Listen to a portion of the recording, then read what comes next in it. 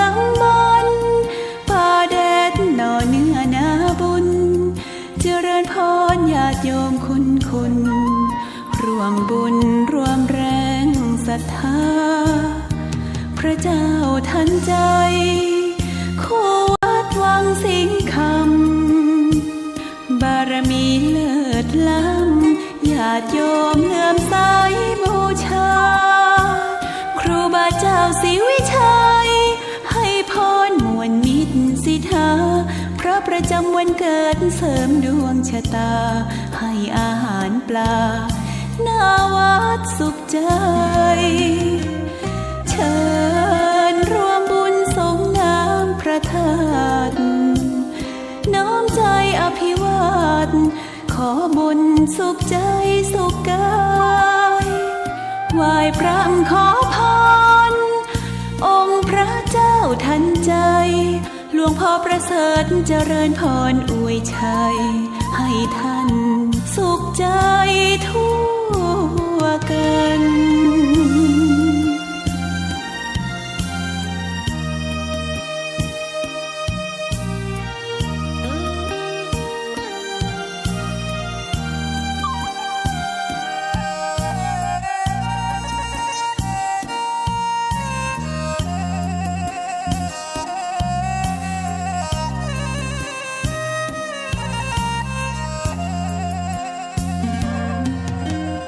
เชิ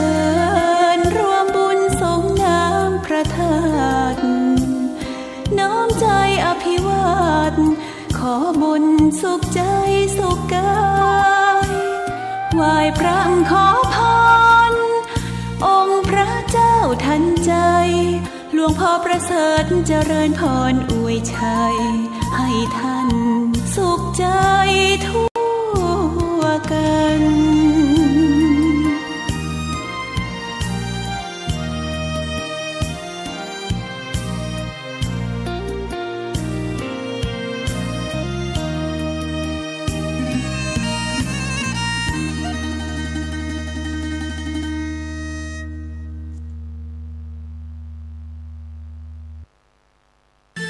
ก็ขอยกมือ10 นิ้วกราบนบน้อมอย่างพระติรัตนแก้วเจ้าตั้ง3 ประการอันมีพระพุทธพระธรรมพระสงฆ์อันเป็นสรณะที่เปิ่งที่เคารพนับถืออันสูงสุดในชีวิตกราบคารวะแตบไตไหว้สาปารมีธรรมพระมหาเถรานุเถระเจ้าคณะพระสังฆาธิการภิกขุสงฆ์สามเณรจุตนจุองค์โดยความเคารพเจริญสุขเจริญปอนปอออกไม่ออกศรัทธานาบุญตินจองห้องวัดจุหนุ่มเท่าใจยิงก็ขอน้อมต้อนรับทุกท่านเข้าสู่รายการมรดกธรรมกำเมืองและสาระธรรมกำเมืองต่างสถานีวิทยุกระจายเสียงพระพุทธศาสนาแห่งชาติและสังคมคลื่นเพื่อการศึกษาพระพุทธศาสนาและวัฒนธรรมคลื่นพระพุทธศาสนาและจริยธรรมส่งสัญญาณออกอากาศต่างสถานีวิทยุวัดฝ่ายหินตำบลสุเทพอำเภอเมืองเชียงใหม่จังหวัดเชียงใหม่ในระบบคลื่นความถี่ FM 104.50 เมกะเฮิรตซ์สถานีวิทยุคลื่นพระพุทธศาสนาและจริยธรรมในความอุปถัมภ์ของมูลนิธิพระบรมธาตุเจ้าดอยสุเทพส่งสัญญาณกระจายเสียงในระบบคลื่นความถี่ FM 96.0 เมกะเฮิรตซ์พร้อมกันนี้ก็ขอยกมือ10 นิ้วกราบถวายการต้อนรับและเจริญพรต้อนรับครูบาอาจารย์ท่านเจ้าพระเจ้าประสงค์องค์สามเณรตลอดจนปอออกแม่ออกศรัทธานาบุญอุบาสกอุบาสิกา FC แฟนรายการทุกรูปทุกท่านที่ได้เข้ามาติดตามรับชมรับฟังทั้งภาพและเสียงการไลฟ์สดทาง Facebook ไลฟ์ของสถานีมรดกธรรมวัดวังสิงห์คำ Facebook ไลฟ์ของธรรมะคลายเครียด Facebook ไลฟ์ของธรรมะภาคเหนือ Facebook ไลฟ์ของอาจารย์พระครูสมุวิศวัตรวรกิโจ Facebook ไลฟ์ของทีวีวัดฝ่ายหินตลอดจนหน้าจอ Facebook ไลฟ์ของ FC ญาติธรรมแฟนรายการทุกท่านที่ได้เข้ามาแล้วก็เมตตาแชร์เสียงธรรมแชร์เสียงบุญนี้ไปยังกลุ่มเพื่อนๆของท่านกราบขอบพระคุณท่านผู้อำนวยการสถานีเจ้าหน้าที่ช่างเทคนิคทุกสถานีขอบพระคุณญาติธรรมทุกท่านที่ได้ให้กำลังใจรายการนี้ดำเนินโดยกล่าวกับผมอาตมภาพพระครูวิสิทธิ์ศรีลาภรณ์ตุลงในวังเจ้าคณะตำบลป่าแดดเจ้าอาวาสวัดวังสิงห์คำตำบลป่าแดดอำเภอเมืองเชียงใหม่จังหวัดเชียงใหม่เป็นผู้ดำเนินรายการปะกันเป็นประจำตั้งแต่เวลานี้เป็นต้นไปจะได้น้อมนำเอาเสียงธรรมะแบบปืนบ้านล้านนาภาษากำเมืองมาเทศนาฮือทุกท่านก็ต้องขอประทานอภัยสุมาอภัยสำหรับญาติโยมที่อยู่ในภาคอื่นบางท่านก็อาจจะรับฟังภาษาถิ่นภาษาเมืองเหนือรู้บางท่านก็อาจจะฟังรู้บ้างไม่รู้บ้างบางท่านก็อาจจะฟังไม่รู้เลยก็ติดตามรับฟังกันไปเรื่อยๆฟังวันละนิดวันละหน่อยเดี๋ยวก็จะรู้ศึกษาค้นคว้าไปก็จะเป็นกำไรชีวิตสามารถที่รู้ทั้งภาษาภาคเหนือภาคกลางภาคอีสานภาษาต่างประเทศภาษาอังกฤษเราศึกษาได้แต่นี้เป็นภาษาถิ่นภาษาที่บรรพชนเราได้นำมา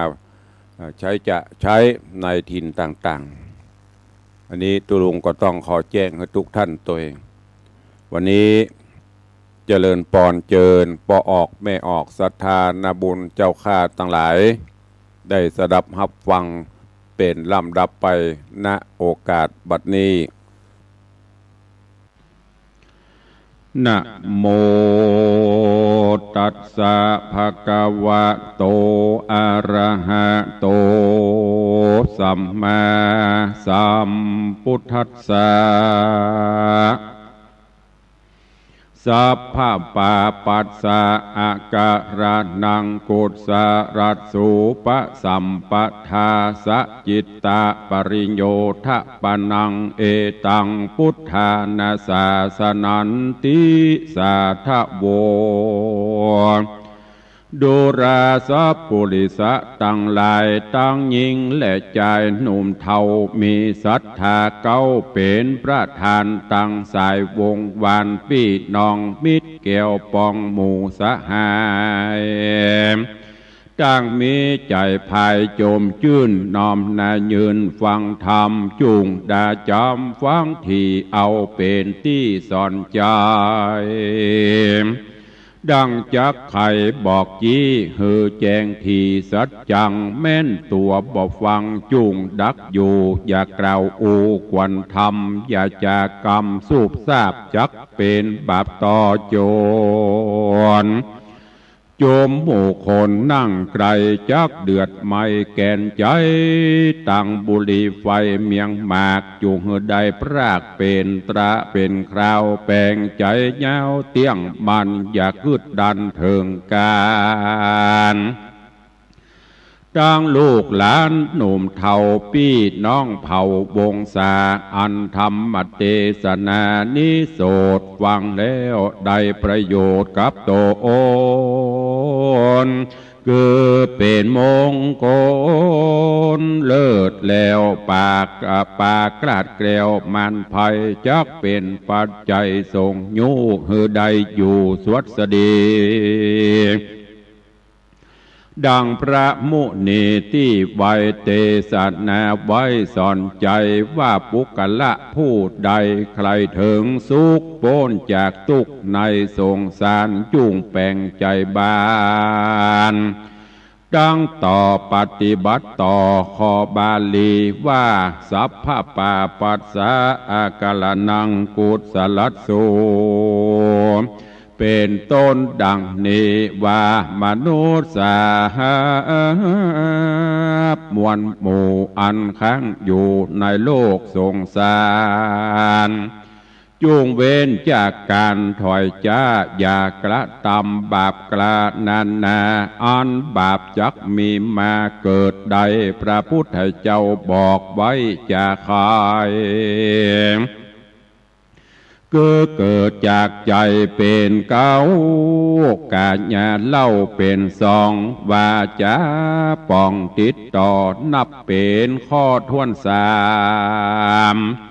ก่อนใจบ่งามกระหยาบกระตำบาปหึกหนาได้ฆ่าสัตว์นา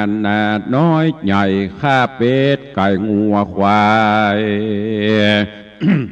ข้ายิงใจบาปกราข้าหมูจ้างมาหมู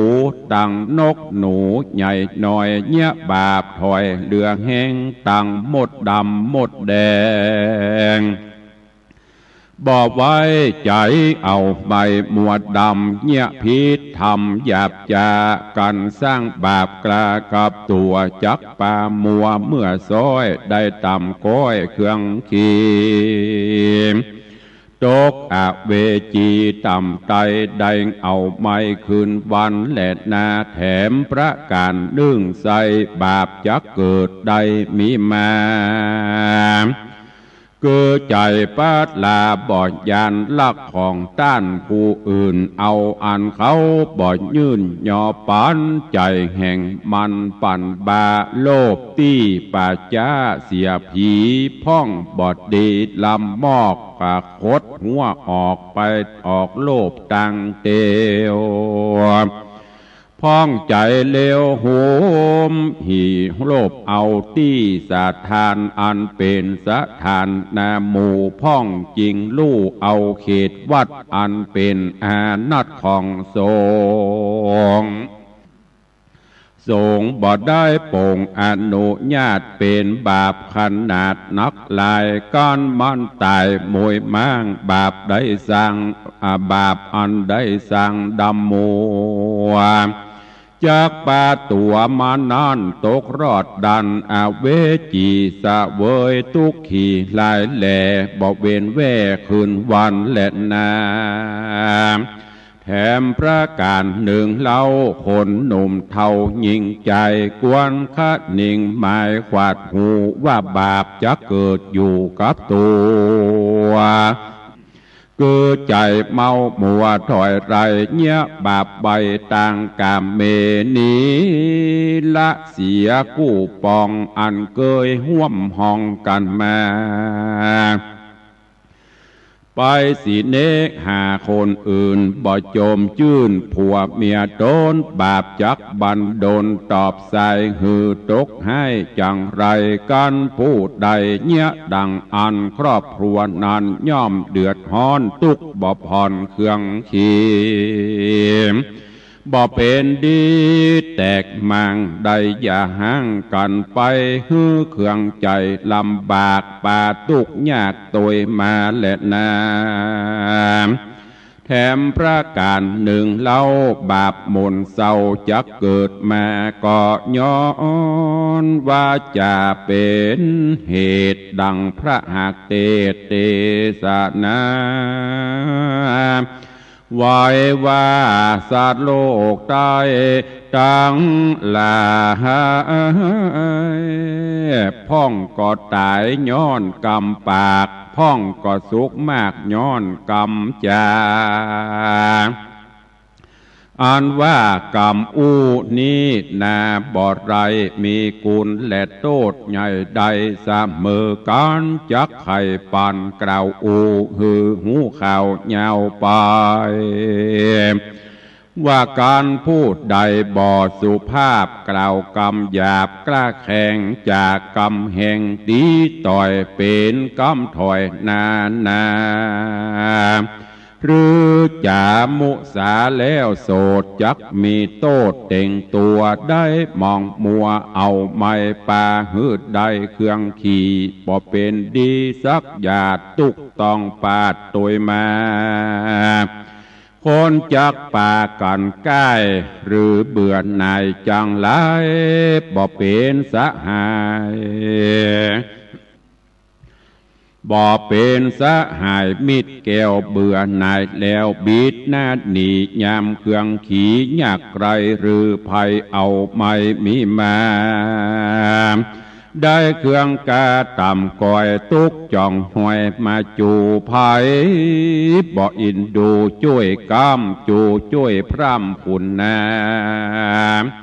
ย้อนกำจานานเล่าเป็นเหตุเก้าป่าวายเหตุนอนกันยิ่งใจม้วนหมู่จักกล่าวอู้ขี่ยา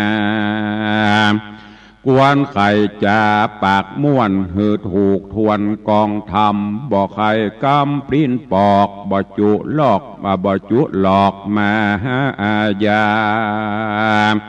ไข่กำจ่า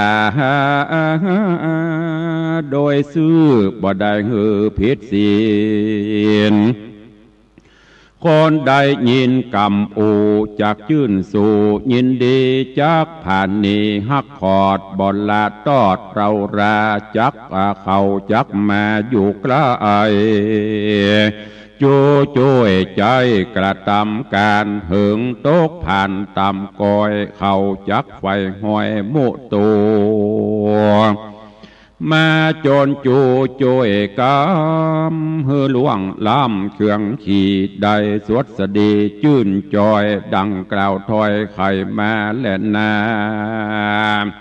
ตัดสมาเหตุนั้นเล่าคนหนุ่มเท่ายิงใจจักจะไม่กล่าวอูกวนกึดอยู่ในใจแล้วก้อยไข่ออกปากหือเว้นจากกรรมมุสากวนไข่จากล่าวถอยเว้นกรรมถอยหาดนี้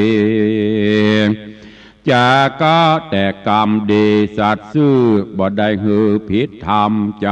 ำแต่กรรมจอยโจดอันเป็นประโยชน์จุประการและนาแถมประการดึงใส่บาปจักเกิดใดมีมาคือความลาสาประมาทหือเราหยาดลงต้องแล้วด่าห้องยิงใจเสียสติหลายใจจาเนี่ยขายนาตัวเก่าอันว่าน้ำเหล่าสุราการพูดใดนาลื่นสู่มักดื่มอยู่ตึงวานโทษแห่งมันบ่ร้ายคือเป็นพญาติใดกับตัวมักเจ็บหัวเจ็บต้องได้ตุกต้องเครื่องขี่เงินคำมีนันเราก็ไปซื้อเหล้าสุลาปาสองขาพ่อแม่ลูกฮักแก่ใจยิงตั้งเป่าปิงเมียมิ่งเดือดฮ้อนยิ่งตัวตามบ่เป็นกองงามแต่ใส่ปาหืดใดวำบายเป็นที่ละอายเปิดหน้าตุกต่ำจ้าตัวมาเป็นบาปนาหลายแหล่เกิดกับแก่ตนตัวป่ามองมัวเอาไม่บ่อนได้เป็นดีและนาตัดสมาเหตุนั้นเล่าคนหนุ่มเท่ายิงใจอันนั่งใหญ่มวลหมู่พร้อมหน้าอยู่ฟังธรรมจูงจักจำชื่อใบเป็นไม้ไตสอนใจดังบาลีใครแต่ตนติดสืบสนโดยมาว่าสาปะปาปัสสะอากาลานังดังนี้ใครกล่าวจี้เป็นไตว่าฮือเฮา นี่ไกลจากบาปอันกระหยาบนานากุศลสุปสัมปทาจุงมีใจมนัสสาภายแผ่สั่งไว้แต่ตั้งดีบุญกุศลมีอย่าได้ขาดบ่ประมาทยามใดคือมีใจอันใสผ่องแผ้วเป็นดังแก้วประภาหือมีใจนี้นาเป็นเก้ากาญานันเล่าเป็นขาใจดังว่าได้ไว้ดีลีการใจเฮาดีผาเสดย่อมปะฮือเกิดเจยบานสุขสำราญเจอเอิญจอยบ่ต่ำก้อยเครื่องกาเถิงกาญานี่เฮานี่ทุกเสียงตี้บ่ผ่อนบ่ได้ยั้งย่อนการงานแต่ใจเจยบานโจมจืนบ่มีทุกอื่นอันใดมาอยู่ในใจนั้นเราก็ยังสุขเตียงเตาดีลีสุขอันมีพื้นฟ้าบ่ว่าแหล่งละแดนใดจักเหมือนสุขใจตัวเก่าบ่มีแต่เล่าในโลกาดังโบราณจากกล่าวอูว่าเถิงกับที่อยู่นั่นใส่ยังอดอยู่ได้นานไปกาบกีดจอมหัวอกหัวใจจักอดอยู่ไปหัวใจบินบ้างจากตายมวยมั่งเป็นหมายและนาตัดสมาเหตุนั้นเล่าพระพุทธเจ้าแห่งเราราได้จะสอนมากล่าวไว้ว่าหือโคนโลกไตยิ่งใจมีใจภายโจมจืนปีติตื่นเจยบานอย่าหือภัยมันกระหยาบมาขนาบใจโดนเป็นตั้งอกุศลหยาบจาพิษจากสินหาดิเลเกิดแต่ต่างดีผาเสดว่ากองอันเลิศสินใสเฮาปฏิบัติไปบ่ถูกต้องการผิดจากจองวินัยกองก็จากป่องเสียใหม่ปฏิบัติไข่เป็นแก่นหือถูกแม่นเป็นจริงมันคืดขันนิงค่ำเจ้าแถมประการเนื่องเล่าอย่าประมาทมีเปลี่ยนบอกขาดต่างบุญฮือตันนุนจะใจสร้างบุญไว้กับตัวเอาเป็นขัวกายหลอดเวียงแก้วยอดเนลปานเป็นนิจการข้ามเจ้าเปลี่ยนละบาปเก่าปังลางเปลี่ยนละวังล้อมไว้บ่หือบาปใหม่มีมาเปลี่ยนแสวงหาจุมือยังบุญใหม่หือมีลายบ่อยู่ได้ปังเป่าเปลี่ยนรักษาบุญเก่าแนวไปการพูดใดบ่ประมาทบ่ประมาทมีเปลี่ยนบ่ขาดดังนี้บาทตาดเก่าจี้จะคอย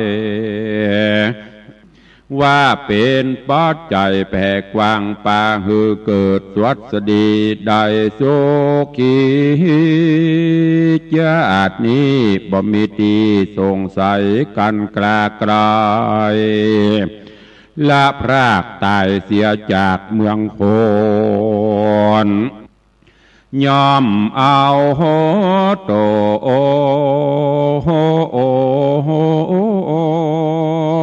ไปเกิดในห้องฟ้าเลิศเมืองสวรรค์ได้สุขนิรันดร์จื่นจอยดังไฟห้อยผาธานาขอศรัทธามวลหมู่อันอยู่ฟังธรรม ปนตั้งดำเอาไม่เจ็บป่วยไข้อย่ามีมาจุมภัยแย่ไม่มาดเคราะห์อุบาทจังไรจุงนีไกลกลาดกรอยอยู่จื่นจ้อยสวดสดีเงินคำมีบอดไรดูตั้งใจเตตานสุขสำราญจุผู้ทวนนากูยิ่งใจก็มีโดยประกาศดังกล่าวมานี้แหละนานิธิตังขีญาสังวันนาวิเศษจาห้องเหตุโอวาทกรรมสอนก็บังโกมสมเรศเดช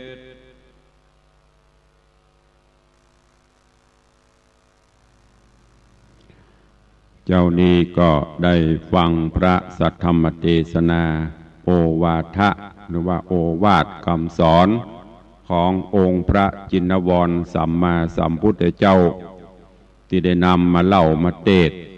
คือกับญาติโยมทั้งหลายได้สดับรับฟังกันอันเป็นธรรมก้อมก็จบปริปุณนังไปก็ดังที่ได้กล่าวแต่ต้นแล้วว่าเฮาท่านทั้งหลายอันเป็นเจ้าพุทธพุทธะแปลว่าผู้รู้ผู้ตื่นผู้เบิกบานตื่นจากการที่เฮาภาวะพะวงที่สร้างกรรมสร้างเวรต่างๆก็ให้เลิกให้ละไปให้ตื่นตัวอยู่เสมอมันสร้างกุศลคุณงามความดีปั่มเปงปารมีทำไว้ดังที่บาลีเปิ้นกล่าวไว้ว่าสัพพะปาปัสสะอาการนังกุศลสูปสัมปทาสจิตตปริโยทะปนังอันนี้เป็นโอวาทปาติโมกข์ที่พระพุทธเจ้าได้ตรัสไว้ก็หมายถึงละเว้นจากความชั่วอกุศลกรรมทั้งหลายทั้งปวงมันสร้างกุศลคุณงามความดีปั้มเปงปารมีทำไว้กับตนกับตัวและทำจิตใจฮือหมดจดผ่องใสบ่ฮือได้ขุ่นมัวโดยเอาศีลเอาธรรมคำสอนขององค์พระสัมมาสัมพุทธเจ้ามาเป็นแนวต่างในการประพฤติปฏิบัติและโดยเฉพาะศีลข้อวัดปฏิบัติเบื้องต้นก็คือศีล5 ข้อที่ได้เน้น ได้นำมามาจามาบอกอยู่ตลอดถ้าหากว่าเฮามีศีลมีธรรมโดยเฉพาะศีล5 ข้อเหมือนกันกูบ้านกูจองกูคนกูคู่นั่นโลกเฮาก็จะน่าอยู่สังคมเฮาก็จะน่าอยู่บ้านจองเฮาก็จะบ่มีขโมยขโจรความจี้ปล้นความชกชิงบิ่งลาวฆ่าฟันบั่นแตงกันก็จะบ่มีถ้ามีศีลมีธรรมแต่ปัจจุบันนี้ศีลธรรมต่างๆถามว่าหายก่อศีลธรรมบ่ได้หายไปที่ไหน2,500 กว่าปีที่แล้วมาถึงบัดนี้เป็นจะได้ศีลธรรมก็มีเหมือนนั้นเหมือนเดิมแต่ที่ห่างหายไปคือคนเฮาต่างหากเหินห่างหายจากศีลจากธรรมสังเกตได้ในปัจจุบันนี้โลกเฮาเจริญในด้านวัตถุสิ่งอำนวยความสะดวกเข้ามามีนักแต่ว่าจิตใจไม่ได้เจริญไปตัวซ้ำหายทำให้คนหันแก่ตัวทำให้คนมีความโลภโมโทสันกันนักขึ้นสังคมก็เลยแปรปรวนเปลี่ยนแปลงไปเพราะคนได้เหินห่างจากศีลจากธรรมแล้วปากันไปเมาว่าศีลธรรมเสื่อมศีลธรรมบ่เสื่อมศีลธรรมอยู่ประจำแม้แต่หลักธรรมคำสอนของพระพุทธเจ้าไผ่ผู้ใดจะไปแก้ไขก็ตึงบ่ได้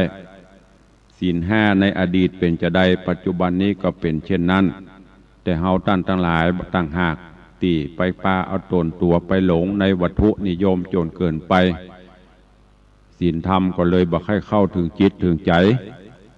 ลองพ่อประเดี๋ยวนี้โลกมันเจริญในด้านวัตถุแม้กระทั่งไปกินข้าวกินอาหารตามร้านประเดี๋ยวนี้เป็นมีแผวหุ่นยนต์บุรหลอหุ่นยนต์ไปเสิร์ฟอาหารแม้กระทั่งไถนา ก็อยู่บ้านเพชรไห่ก็ได้บางท่านอีป่อยไม่เอาตู้ลุงนี้ว่าไปเลยอยู่บ้านไผ่นาถ้าไผ่ตีตามข่าวสารประเดี๋ยวเปิ้นผลิตได้แล้วนะเอาคอมพิวเตอร์เอาเครื่องอิเล็กทรอนิกส์ต่างๆไปใส่ในจอในคอมเอาไปติดในรถไถใจบังคับเหมือนไปเล่นรถบินเนี่ยอยู่ที่บ้านเพีย นอนพอจอไถจะได้ก็ได้เนี่ยโลกมันเจริญยิ่งเจริญขึ้นจิตใจคนก็ยิ่งต่ำลงต่ำลงความหันแก่ตัวก็นักขึ้นหันเปิ้นมีก็ใครได้หันเปิ้นขี้ไล่กับปากันดูแควนแบ่งพักแบ่งพวกบ่มีจิตใจโอบอ้อมอารีละหันคนทุกข์คนยากเมื่อก่อนนั่นเปิ้นหันคนที่เปิ้นมาขอทานเปิ้นก็ช่วยไปใส่ไป25-50 บาท2 บาทก็เป็นหยังบัดเดี๋ยวนี้จะใส่เข้าไปกืดไปสปะหรอโอ้มันบะลั่งโรยกะบ้านมันบะลั่งใหญ่โตกะกืดไปปุ่นเลยบะใส่เมื่อบะใส่คนที่เปิ้นทุกข์ยากแท้ๆก็เดือดร้อนไปกฎหมายก็ไปห้ามไปยังไปเหียบ่ฮื้อไปขอทานทั้งที่บางครั้งความจำเป็นมันก็มีหรือแม้กระทั่งปัจจุบันนี่กลับมาก่อนนี่มีกรรมเปิ้นกล่าวไว้ว่าบ่นับตุพระฮื้อนับผ้าเหลืองบ่นับต่อเฟืองฮื้อนับเม็ดข้าวหันตุเจ้าและนุ่งเหลืองเปิ้นจะไหว้หมดแต่ก็จ้างป้อมก็จ้างก็ไหว้ไปปัจจุบันนี้ต้องคัดกรองล่ะหันตุเจ้าแต่ก็บ่ไหว้ป้อมก็ซ้ำหายญาติโยมทั้งหลายถ้าเฮามองแห่งอย่างหนึ่งจิตใจเฮาเป็นบุญนี่นะบุญคืออะไรอย่างบุญคือความสุขใจตุเจ้าตุลุงครูบาอาจารย์ได้เน้นอยู่เสมอบอกอยู่เสมอว่าบุญคือความสุขใจสิ่งใดก็ตามที่เฮาทำลงไปแล้วเฮาสุขใจเฮามีความสุขภัยบ่สุขเฮาสุขภัยบ่ดีใจเฮาดีใจอันนั้นแหละทำเตอะช่วยเหลือคนทุกข์คนยากมันจะโรยบ่โรยจังมันหันเพิ่นนั่งขอทานถ้าเฮามีใจเนอะอันนี้อู้ถึงเฮามีใจนะหยอดลงไปบาทกะ2 บาทกะส่วนมันจะเอาไปซื้อเหล้าซื้อเบียร์ซื้ออย่างอันนั้นเป็นเรื่องของมันเตอะบ่ต้องไปกึดลักกึดเลิกกึดเด็กถ้าอย่าอั้นสังคมอยู่บ่ได้คนก็ไปช่วยต่างคนต่างอยู่อย่างปัจจุบันเนี้ยหันทุเจ้าบิณฑบาตก็เหมือนกันเมื่อหันไปเลี้ยงไส้ไปเตอะมันจะไปเลี้ยงลูกเลี้ยงเมียมันจะไปเลี้ยงอะไรอย่างก็สุดแล้วแต่มันเพื่อทำใจจะอีเตอะญาติโยมทั้งหลายเพราะว่าเฮาใส่ไปแล้วข้าวนี้แกงนี้สตางค์นี้ค่าหิหามาด้วยความอุตสาหะวิริยะซื่อสัตย์สุจริตของข้าพเจ้าเนอะด้วยเหือด้วยไข่ของข้าพเจ้าบ่ได้ไปลักบ่ได้ไปโจกของไผมาข้าพเจ้าขอตั้งจิตอธิษฐานทำบุญนี้เนอะไปฮื้อป่อฮื้อแม่ครูบาอาจารย์หรือไว้ไปหน้าฮื้อเจ้ากรรมในเวรก็ว่าไปแล้วก็ใส่ไปถามว่าเฮาสุขใจก็ขณะที่เฮาย่อนลงไปนั่นตุเจ้าแต่ก็จ้างปลอมก็จ้างมันยถาสปีไปบุญเกิดขึ้นแล้วลูกโอ้อิ่มอกอิ่มใจวันนี้ได้ทานส่วนผลที่มันจะตามมามันจะเอาไปขายมันจะเอาไปตามเรื่องมัน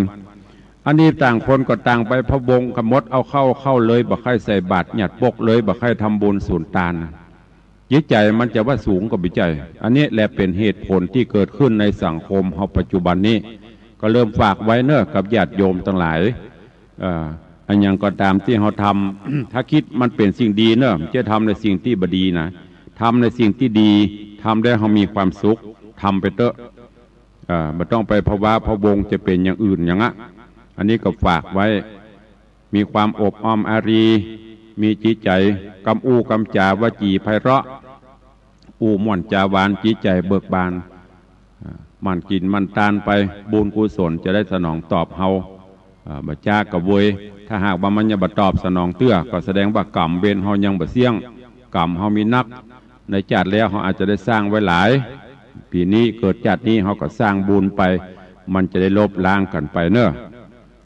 ยิ่งสถานการณ์ปัจจุบันนี้พระพุทธศาสนาก็โครงเคร่งมีกระเรื่องกระดาวก็ฝากไว้กับญาติโยมอีป่อยแม่เฮาตัวข่าวอย่างออกไปบอกว่าตั้ง ตุเจ้าพระเนนตั้งอย่างก็คิดพิจารณาเอาจะไปตัวกระแสจะไปฟังแม่ไปเลยฟังหูไว้หูคิดพิจารณาให้ดีถ้าจะอ่านเขาจะเข้าต่างเพิ่นมดได้ยินข่าวเข้าดีหูบดีหูแต่หูบแต่หูปากันเชื่อปากันลงไป ไปโจมตีเลยห่างเหินจากวัดวาอารามแถมน้อยวัดก็จะเป็นโรงแรมจะเป็นที่เลี้ยงงัวเลี้ยงควายบนไปแล้วเนอะอันนี้ฝากไว้กับญาติโยมทั้งหลายตัววันนี้ก็ได้ได้จาได้นำธรรมะในเรื่องของโอวาทปฏิโมกข์คำสอนเหมาะสมกับบรรยากาศกลางภาษามาเทศนาจากับญาติโยมศรัทธาก็ขอให้ฟังแล้วนำไปคิดนำไปพิจารณาเอาไปใช้ในการดำเนินชีวิตประจำวันคือมีสติคือมีสัมปชัญญะกำกับตนกำกับตัวอยู่เสมอและที่สำคัญจะไปละศีลห้าเอาไปประพฤติปฏิบัติทำจิตใจของตนคือมดจดสดใสมันไหวพระนบธรรมทำบุญตักบาตรทำบุญทำสุนทานไปตามอัตภาพที่เฮามีอยู่ไม่จำเป็นต้องมีสตางค์จะไปทำบุญมีก็ได้บ่มีก็ได้คะแนนจิตใจเฮาเบิกบานหันพระพุทธรูปกายบางคนน่ะกายกับกายบ่ไหวเตอะยกมือไหวอัดตั้งจิตเฮาเป็นบุญเป็นกุศลสารูปพระพุทธเจ้าตามถนนหนทางกาผ่านวัดผ่านบาเฮาบ่ได้ลงก็ยกมือไหวฮะจิตใจเฮาเบิกบานนั้นละบุญเกิดขึ้นละและก็สมละที่เฮาเป็นชาวพุทธไม่ใช่หันพระเจ้านั่งโกงกกับกายฮะหันตุ้ยเจ้ากับกายฮะบ่ไหวมันอย่างอันนั้นเป็นปุตสีแลนปุตบะแตปุตตามสำเนาทะเบียนบ้านอย่างประเดี๋ยวนี้มีเปลือกหูเรื่องบุหูลาวเป็นศีลเป็นธรรมตุลุงฝากไว้เนอะในเจ้าวันนี้ตัวเองก็หวังว่าคงจะเป็นสาระคติธรรมที่ศรัทธาจะได้น้อมนำไปประพฤติปฏิบัติในการดำเนินชีวิตประจำวันวันนี้ก็เวลายังพอมีอยู่ก็ขอเมตตาอนุญาตกล่าวประชาสัมพันธ์เนอะข่าวสารงานบุญกุศลของต่างวัดวังสิงคำที่จะมีขึ้นแต่ก่อนจะกล่าวถึงวัดวังสิงคำก็ขอเอิญเชิญชวนญาติโยมศรัทธาครูบาอาจารย์พ้นฝากข่าวมาต่างวัดสีโซดาของพระเดชพระคุณหลวงพ่อในเมตตาบารมีธรรมของหลวงพ่อดัญเจ้าคุณพระเทพโกศลภาษานี้มีพระสงฆ์องค์ขเนนองค์ขเจ้าพระสงฆ์องค์เนนจำวัดจำวาที่วัดสีโซดาก็ประมาณ 400-500 รูปในการนี้ก็เจริญปอนญาติโยมเนอะท่านใดมีเจตนาใครไปร่วมถวายเพลถวายการน้ำกับไฟทำนุบำรุงวัดก็เจริญปอนเจิญได้แล้วก็ต่างหลวงพ่อได้สร้างหอพระไตรปิฎกหรือว่าหอธรรมเพื่อที่จะได้เก็บธรรมนำธรรมคำสอนไว้ต่างร่วมก็จะเป็นที่จัดนิทรรศการต่างๆเจริญปอนเนอะไปห่วมกินห่วมทานห่วมสร้างกุศลกับพระเดชพระคุณหลวงพ่อท่านเจ้าคุณพระเทพโกศลที่วัดศรีโสดาโดยจะเป็นวันเกิดวันอย่างก็ไปได้ตลอดเวลาเนอะแล้วก็ต่างวัดหนองกายตำบลสันปะยางอำเภอแม่แตงจังหวัดเชียงใหม่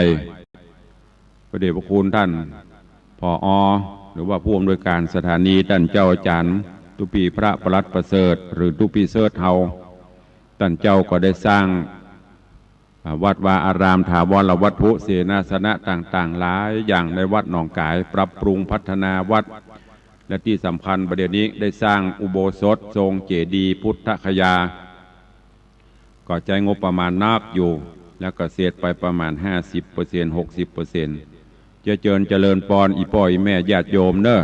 ขึ้นไปตั้งเหนือก็ไปแวะทำบุญไปแวะสนทนาเยี่ยมเยือนที่วัดหนองกายไปแอวพอสถานีวิทยุท่านเจ้านี่เกี่ยวกับสถานีวิทยุเต็มร้อยเกินร้อยมี 2-3 คลื่นแล้วก็กิจกรรมบุญต่างๆที่เพิ่นทำก็มีนักเจิญเนอะไปห่วมกินห่วมทานห่วมสร้างปารมีธรรมกับท่านเจ้าอาจารย์พระประหลัดประเสริฐหรือตุปีเสิร์ชผู้อำนวยการสถานีวัดหนองกายเฮาตัวเองวกลองมาตั้งใต้กติวัดฝ่ายหินวัดฝ่ายหินก็เช่นเดียวกันมีพระสงฆ์อยู่ในการปกครองอยู่ในความดูแลในเมตตาของหลวงพ่อท่านพระครูปริยัติยานุศาสตร์รองเจ้าคณะอำเภอเมืองเชียงใหม่เจ้าอาวาสวัดฝ่ายหินแล้วก็เป็นรองเจ้าคณะอำเภอฝ่ายการเผยแพร่หลวงพ่อเป็นผู้เจ้าหลวงวัดฝ่ายหินร่วมกับท่านอาจารย์เจ้าพระครูสมุวิสุวัตวรกิโจ ท่านผู้อำนวยการสถานี 104.50 ของวัดฝ่ายหินที่ได้ยินแจ้วต่ำในละแวกเวียงเชียงใหม่เขานี่นะก็เพิ่นก็มีการพัฒนาถาวรวัตถุหลายสิ่งหลายอย่างจะเจริญปอนเนอะไปห่วมกินห่วมทานห่วมสร้างบารมีกับท่านเจ้าที่วัดฝ่ายหินตัวไปเยี่ยมไปเยียนไผที่ได้ยินเทปได้ยินตุลุงเตดเย่ใครฟังใครได้ไปไว้บ้านไปขอเอาได้ไปปูจาเอาไม่ใช่ไปขอไปปูจาเอาได้ที่ท่านเจ้าอาจารย์พระครูสมุวิศวัตที่สถานีเนอะทำกู้เรื่องจะมีหั่นมดท่านเจ้าบันทึกไว้ไม่ต้องถามที่ตุลุงบ่มีที่ท่านเจ้าพระครูสมุวิศวัตเพิ่นจะบันทึกทุกตอนทุกเรื่องไปปูจาเอาได้หรือใครได้ก็โทรไปบอกเขาเปิ่นโอ้ใครได้เรื่องนั้นเนอะขออัดก๊อปปี้ฮื้ออีแม่ฮื้ออีป่อกำเปิ่นก็จะทำฮื้ออันนี้ก็แจ้งให้ทุกท่านตัววันนี้เวลาหมดเวลาขอนำรายการจากญาติโยมไปก่อนเนาะก่อยปบก่อยปะกันในตอนต่อไปวันนี้อยู่ดีมีสุขเหมือนกันจุตนจุองจุผู้จุคนเนอะจตารโอธรรมาวัฏันติอายุวันโนสุขังภะลัง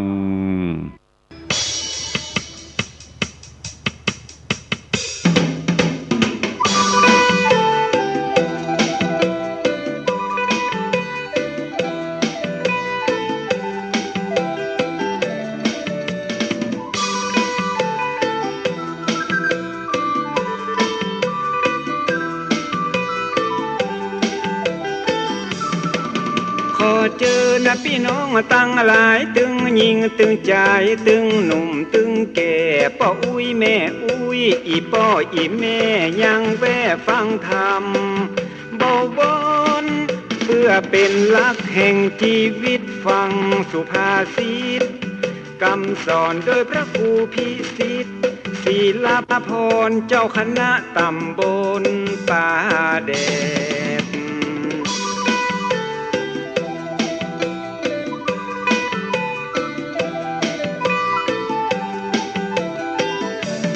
เจ้าอาวาสวัดวังสิงคำจะได้น้อมนำธรรมะ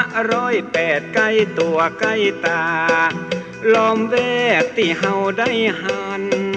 ตึงวันปรมัตถ์สัตธรรมพระพุทธยังหยุดโลกโคตรโมหันมาเตือนสติหูตันแล้วจะเบิกบานโสดชื่น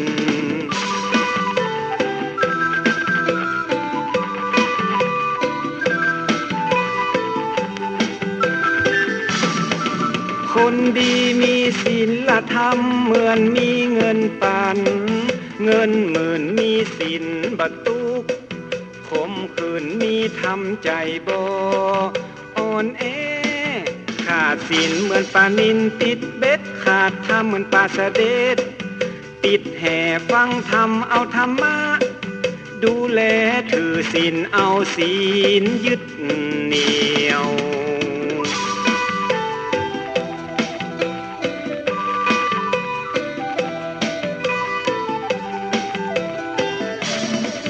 ถึงโลกนี้จะวุ่นวายจิตใจภายในบ่ห่อเหี่ยวมีศีลธรรมยึดเหนี่ยวจิตใจก็จะมันคงทุกนักจะกลายเป็นเบาถ้าเฮาหูจักปล่อยปรงธรรมะพระพุทธองค์ยืนยงเป็นยาขนา